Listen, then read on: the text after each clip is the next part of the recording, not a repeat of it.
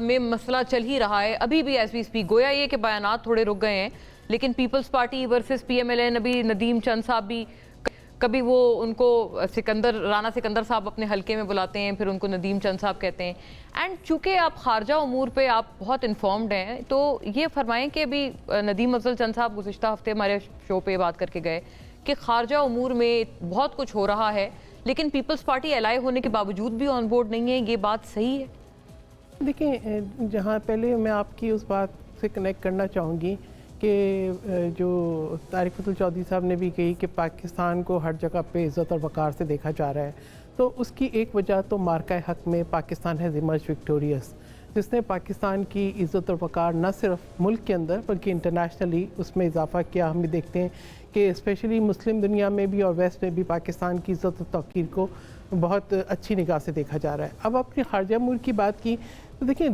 ایک کامیابی وہ تھی جو کہ محاذ پہ تھی, جو کہ افواج پاکستان کی کامیابی تھی. دوسری کامیابی تھی کہ پاکستان کا نریٹو بہت سکسیسفلی دنیا میں پیش کیا گیا, جس کا کریڈٹ میں بلاول بھٹو زرداری کو دوں گی کہ انہوں نے بہت بہترین طریقے سے بالکل جو وفد کیا, اور انہوں نے بہت ایک آپ بھی دیکھیں کہ ایک یونٹی بھی ڈیمانسٹریٹ ہوئی, تمام جماعتوں سے تعلق تھا وفد کا. پی ٹی آئی نہیں تھی اس میں ویسے, وہ تو آپ دیکھیں وہ تو کسی بھی اس میں نہیں ہے, پارلیمان میں رہ کے پارلیمان میں بھی نہیں ہے, وہ سڑکوں پہ رہنا چاہتے ہیں. ٹھیک ہے, ان کو ابھی تک جو ہے نا میرے خیال میں ابھی تک وہ انہوں نے پارلیمنٹری رول کو ایکسیپٹ ہی نہیں کیا, تو وہ بھی اپنے لیڈر کی کو فالو کر رہے ہیں جو کہ خود پارلیمنٹ سے غائب ہوتے. وہ مجھے یاد ہے وہ تنقید بھی یہ کرتے تھے, وہ میرے ذہن سے وہ نام نکل گیا, وہ جو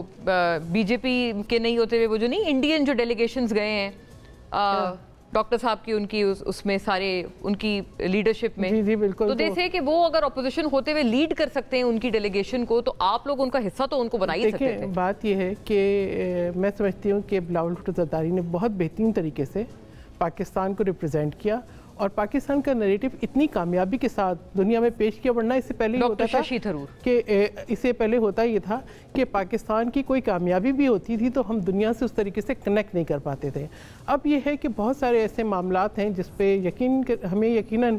گلے شکوے ہیں, لیکن یہ کہ اس کے باوجود کافی تحمل کا مظاہرہ کر رہے ہیں, اس لیے کہ اب جب کہ آپ بھی دیکھیں کہ ڈپٹی پرائم منسٹر اور اسپیکر صاحب خود چل کے اور جو ہے انٹیریئر منسٹر گئے ہیں صدر مملکت آصف علی زرداری کے پاس نواب شاہ, اور پھر اس کے بعد جو ہے سی ای سی کی پاکستان پیپلز پارٹی کی میٹنگ ہوئی اور یہ ڈیسائیڈ ہوا کہ ہم نے اپنے جو کنسرنز ہیں وہ ہم نے بالکل وضاحت کے ساتھ, بلاول بھٹو زرداری چیئرمین پاکستان پیپلز پارٹی نے بھی پرائم منسٹر کو اپنے ڈیلیگیشن کے ساتھ جب ملے ہیں تو انہوں نے بتایا وضاحت کے ساتھ, تو یہ ٹائم دیا ہے پرائم منسٹر کو کہ وہ دیکھیں کہ وہ اپنی فیڈرل گورنمنٹ کیسے لے کے چل رہے ہیں آگے, ان کو پیپلز پارٹی کی کتنی سپورٹ کی ضرورت ہے, اور اس وقت ہم تھوڑا سا تحمل کا مظاہرہ کریں گے اور کوشش یہ کریں گے کہ پنجاب سے جس قسم کی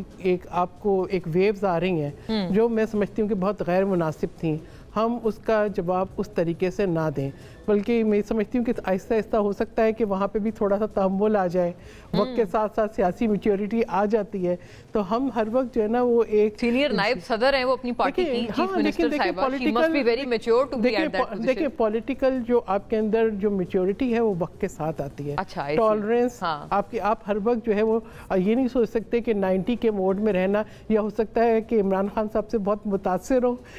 کہ وہی موڈ رکھنا ہے, لیکن I would say کہ I would hold what I wanted to say, اس لیے کہ